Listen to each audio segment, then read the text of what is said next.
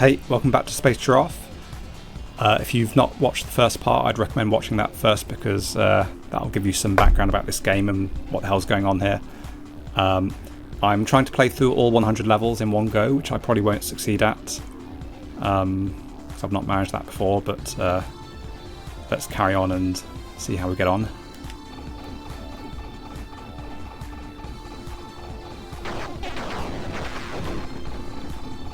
Wrong pill, yes.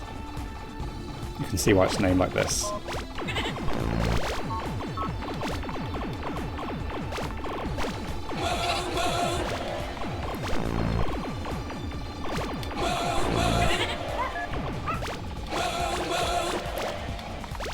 think this is what the kids call high FOV.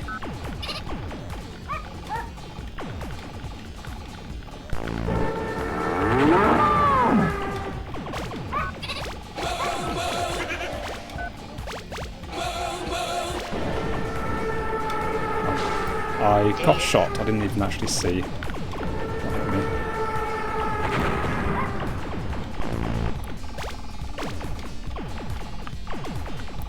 So this level does have boffins. Those are the enemies that were introduced in the last few levels, which are particularly dangerous. They're indicated by the white lines in the distance. They're kind of there's two versions. There's the circle ones, the kind of sphere ones, and the spiky ones that shoot. Although I'm not sure if it's actually only the spiky ones that shoot, it might be the circle ones sometimes as well.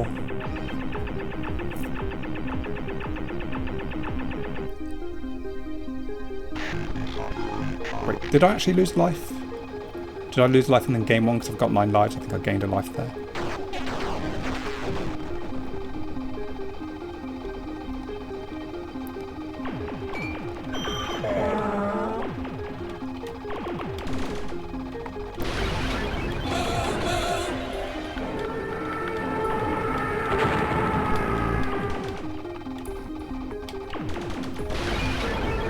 So whenever I see a boffin appear, I'm trying to get rid of it as quickly as possible, because if you leave them for more than a second or two, then they become very dangerous.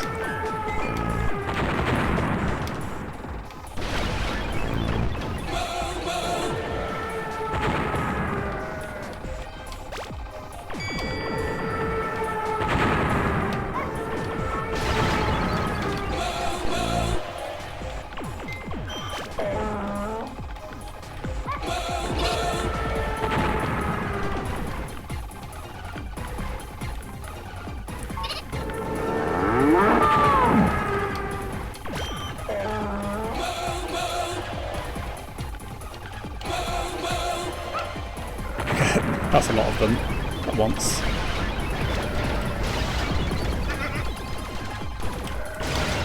I'm using my jumps to try to survive. So it's very hard to see their bullets when they move diagonally.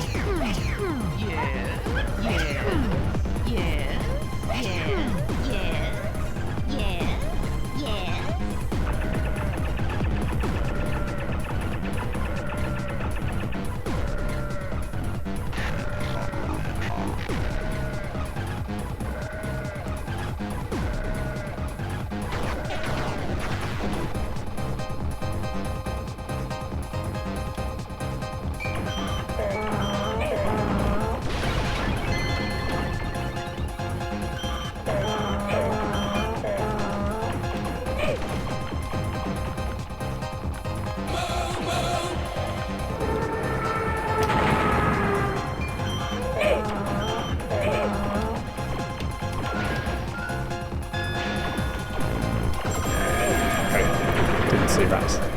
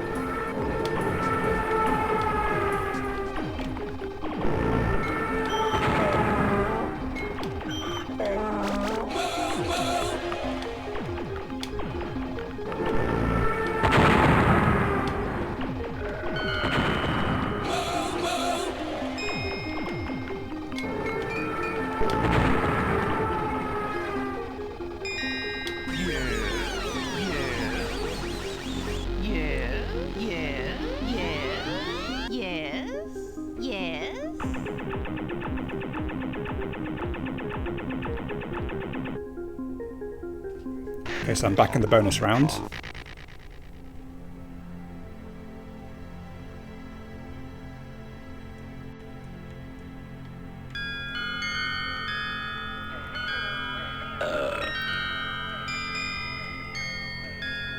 The bonus rounds become less frequent the more you play because to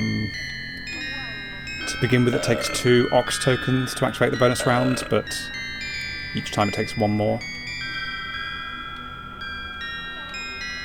So I think I'm on about 5 or 6 now.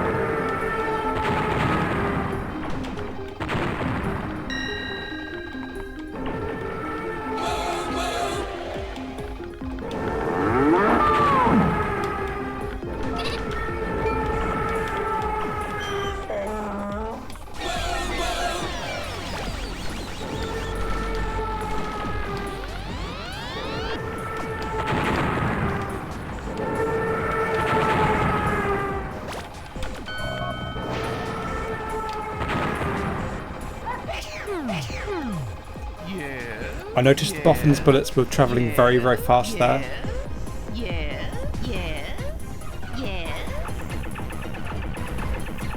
And also those Boffins seemed kind of like intermediate between the spiky ones and the spherical ones. So maybe it's not just 2 types like I said before. So this level's called Offset. You can kind of see why from the way my bullets are travelling.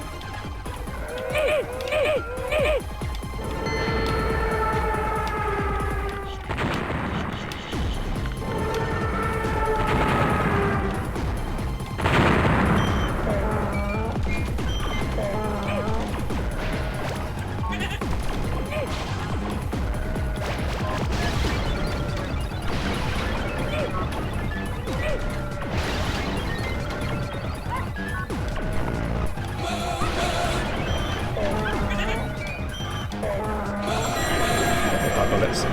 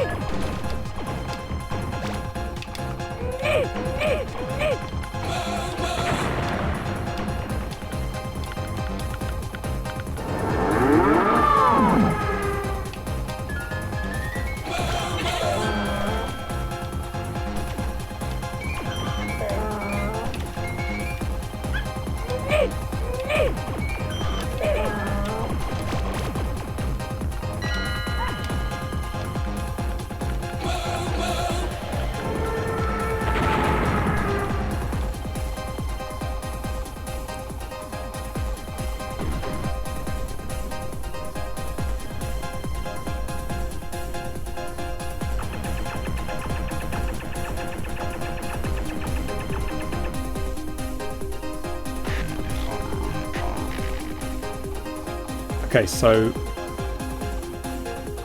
this is the first level of a new section. where a new enemy is introduced.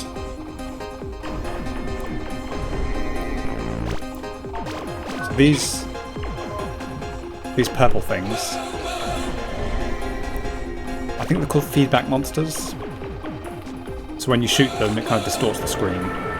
So it's kind of tying into this game's idea of deliberately kind of messing with what you're seeing and trying to kind of obscure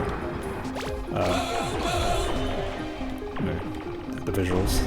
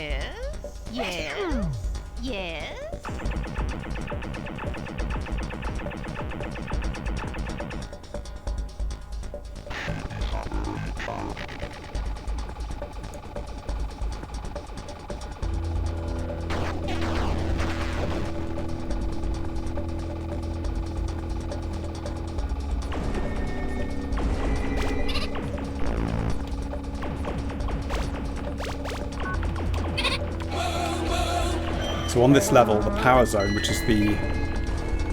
If you see the level itself, the line that it kind of goes away from me when I shoot stuff and it comes towards me when I don't shoot stuff so much. That's called the power zone. And if that goes to nothing, you're in deep trouble.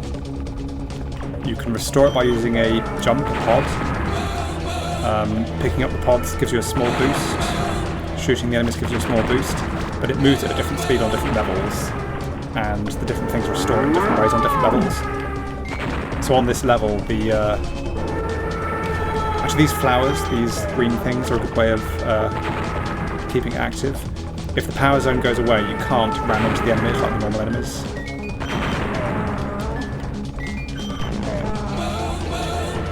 And also you can't shoot to the side either. You lose all but your main forward gun, essentially.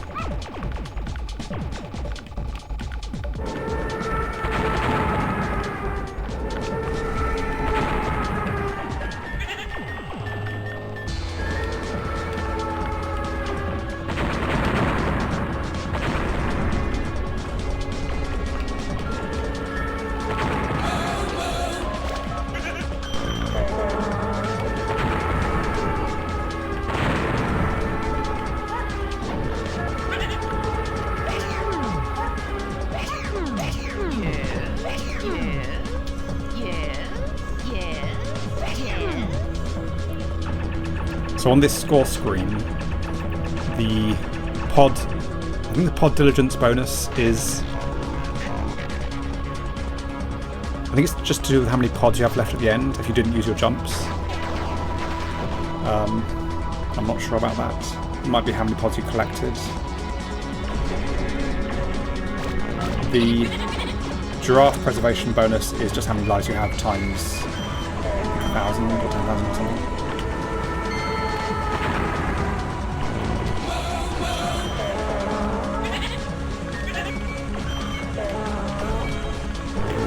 I ran into the flower stem.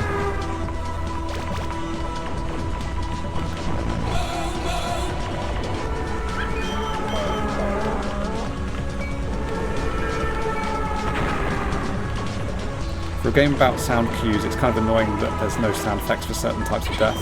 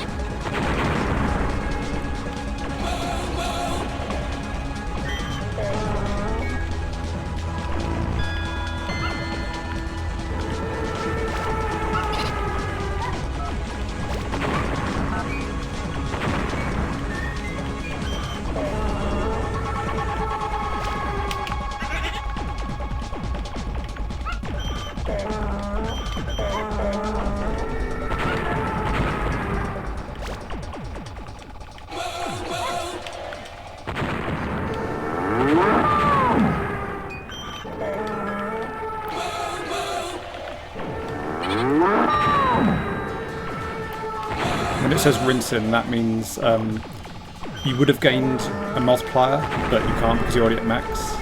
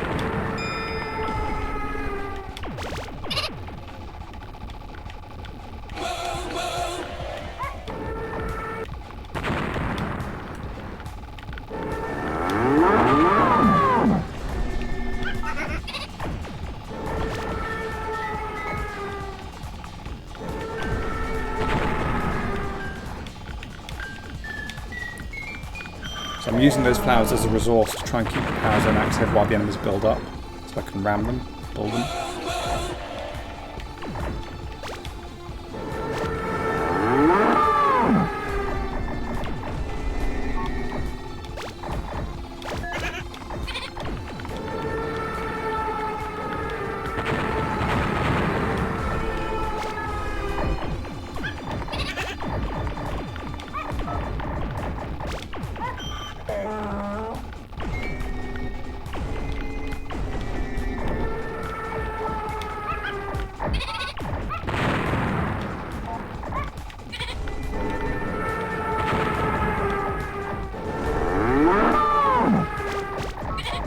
I actually don't know if there's a difference in score between...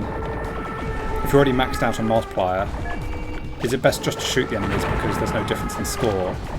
Or is there still benefit to bullying them, which is like ramming into them?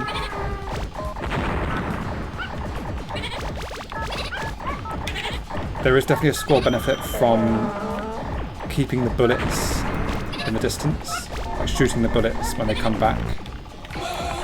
But it also does increase the risk. Although you can shoot to the side, so it reduces that risk too.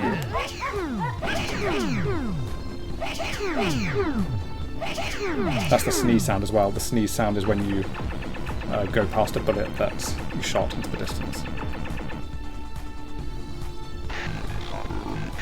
And there's an achievement in this game called Great Green Arkle Seizure, which is a reference to Hitchhiker's Guide to the Galaxy by Douglas Adams, which is when you have a certain number of sneeze bonuses.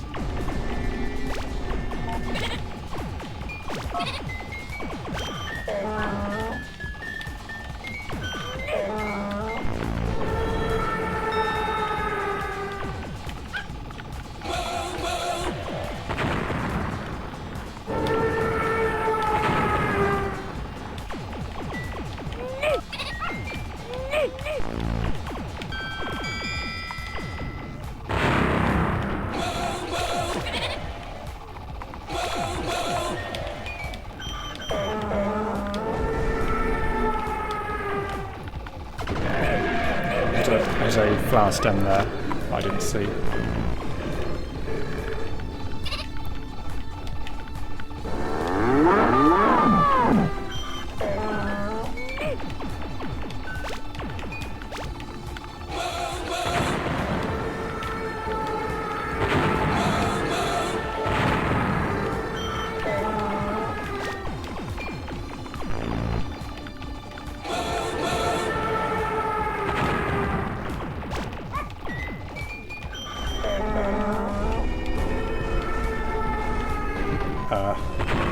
Didn't see what hit me there.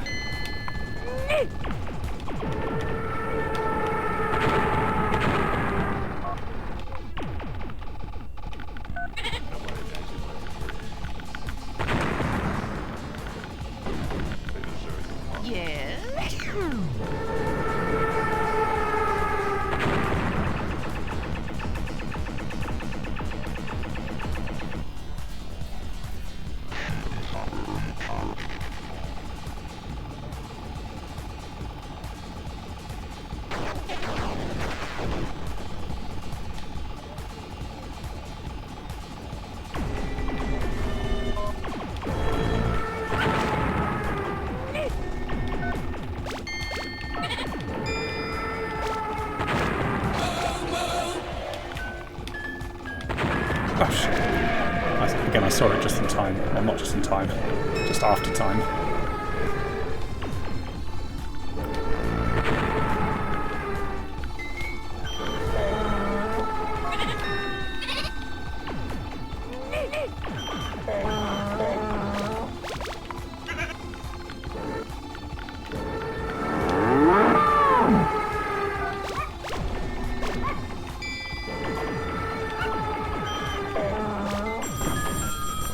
That was a bullet, so I can tell from the sound effects.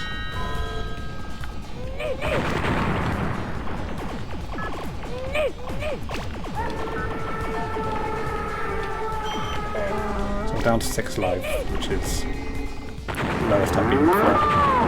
Well, since I was gaining life in the first place.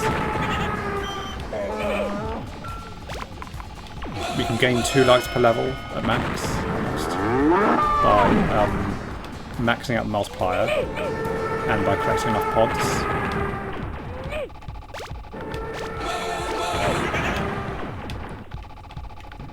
The multiplier is maxed out by running into enough enemies in one go, but I didn't manage it there.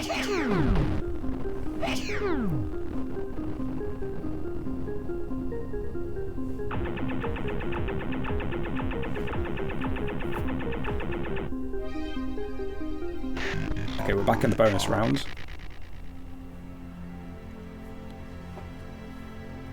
So while this is going on, I'm just going to mention some of the previous Llamasoft games that I've played.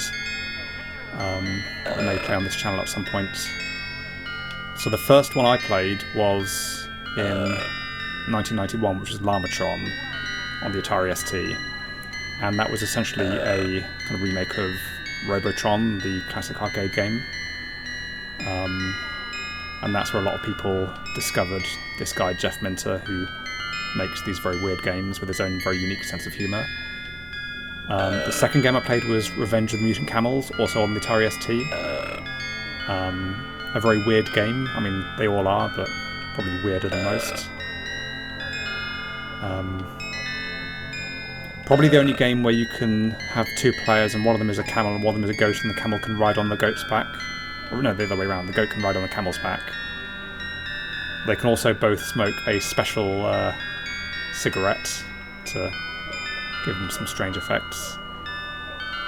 Now, the third game I played was a game that was never actually fully finished or released.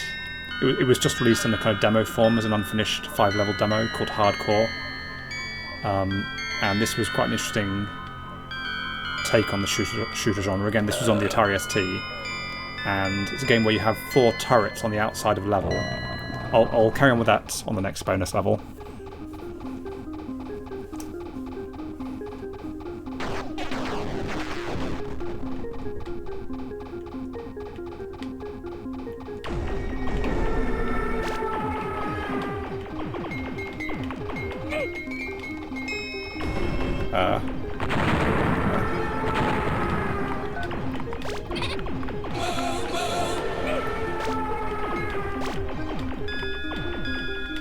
are the flowers. So the flowers are releasing their heads very quickly, and they travel very fast.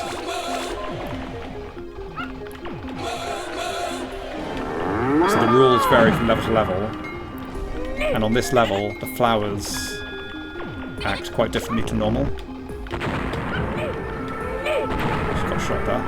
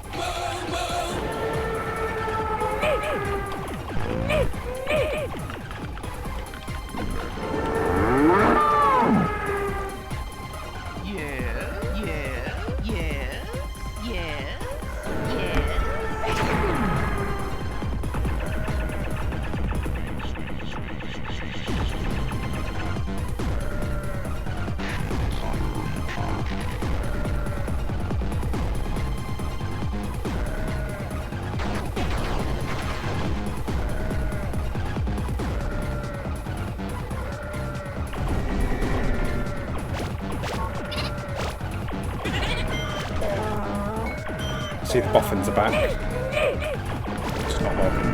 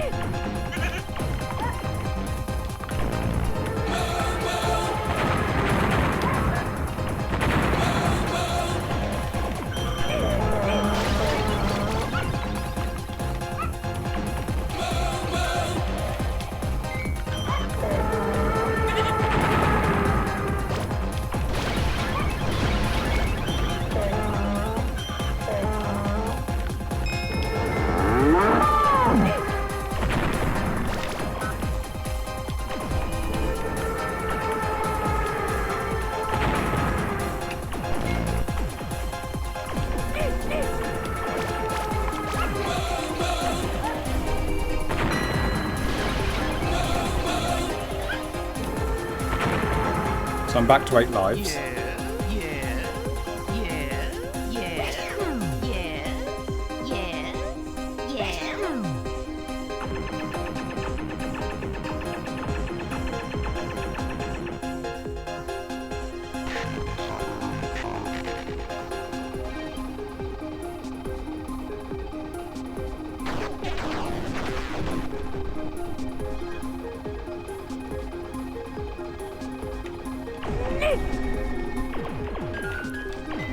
So on this level we have a new kind of spawner. The spawners are the ones that say near, like in Monty Python. But these spawners create flowers rather than grunts like normal enemies.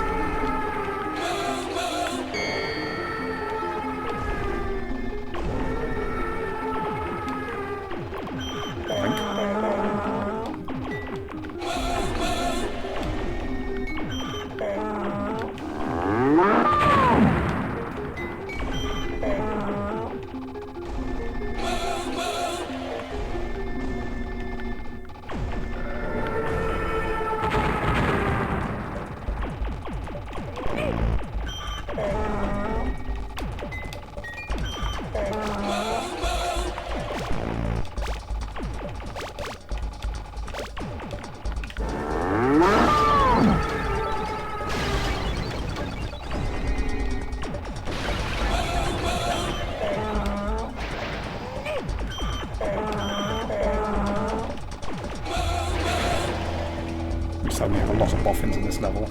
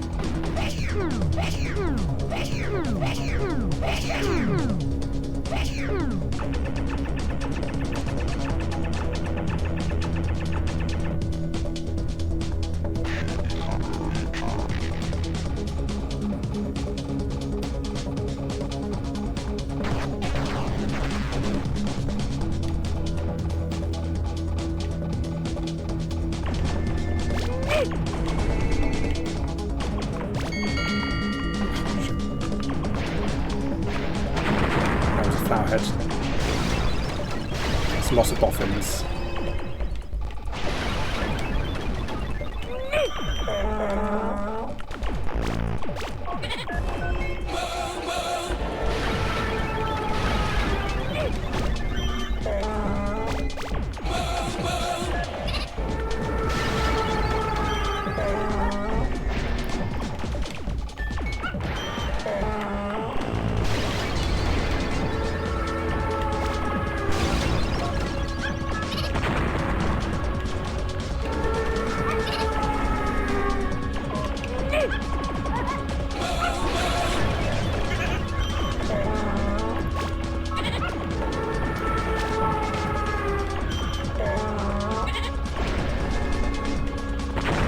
These boffins aren't too bad. The rules do vary from level to level in terms of how dangerous they are.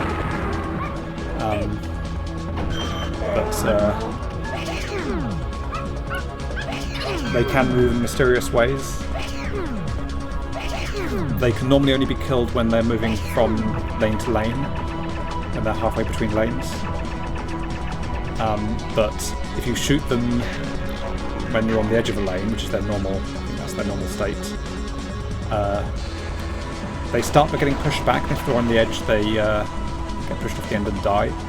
But if you shoot them enough times and they don't die, then they'll actually start accelerating towards you.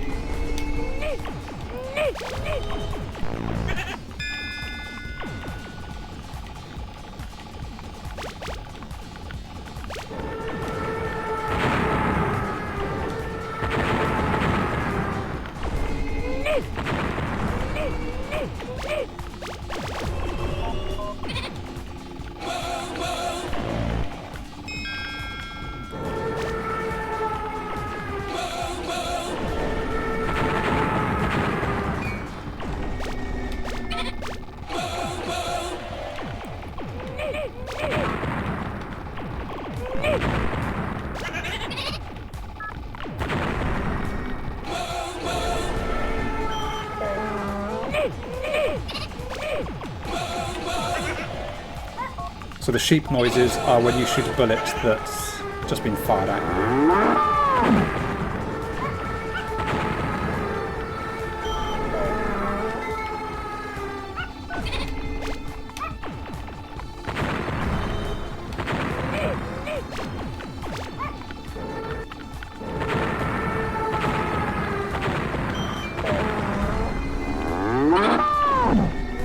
The cow noise is, I think that might be when you gain 3 miles per hour or more in one go. Or maybe 2.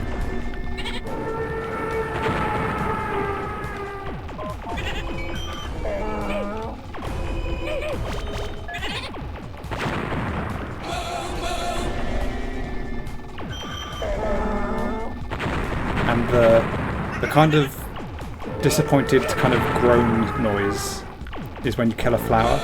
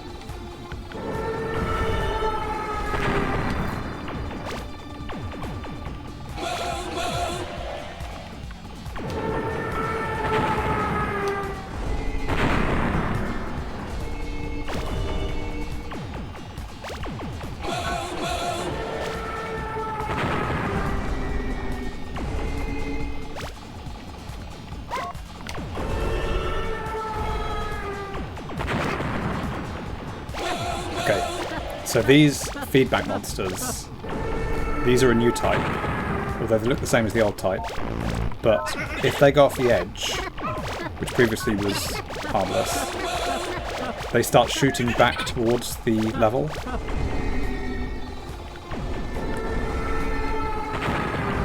So leaving them to just go off on their own is risky.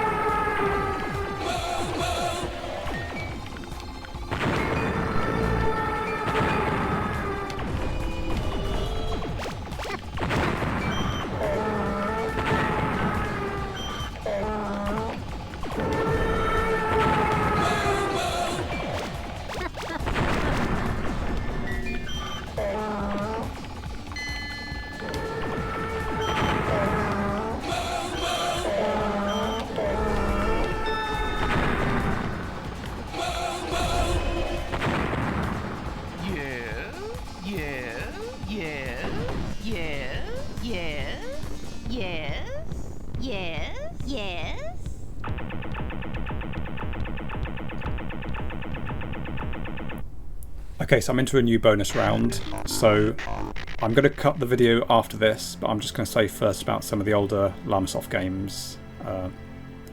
So I was saying about this game Hardcore. So it was only released as a 5-level demo because Jeff Minter was approached by Atari to make games for their new consoles. There was one console they were working on but was never released, and then there was the Atari Jaguar, and he released Tempest 2000 and Defender 2000 for that machine. And Tempest 2000 was widely seen to be the one of the best games on the system.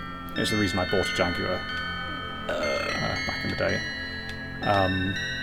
Hardcore itself, so that, as I said, the game was never finished. It was only ever a 5-level demo, which was very enjoyable, and I even actually I started making my own game based on it, based on the concept, called Death, which it can be downloaded from my website, the unfinished version of Death. I never finished this game, but I made some progress on it. So Hardcore was the last game he did for the 16-bit machines. It was also ported, so that there's a Llamatron and Revenge of the Mutant Camels were also ported to the Amiga and the PC. Okay, so I'm going to cut this video here and carry on with part 3 in the next one. See you next time then.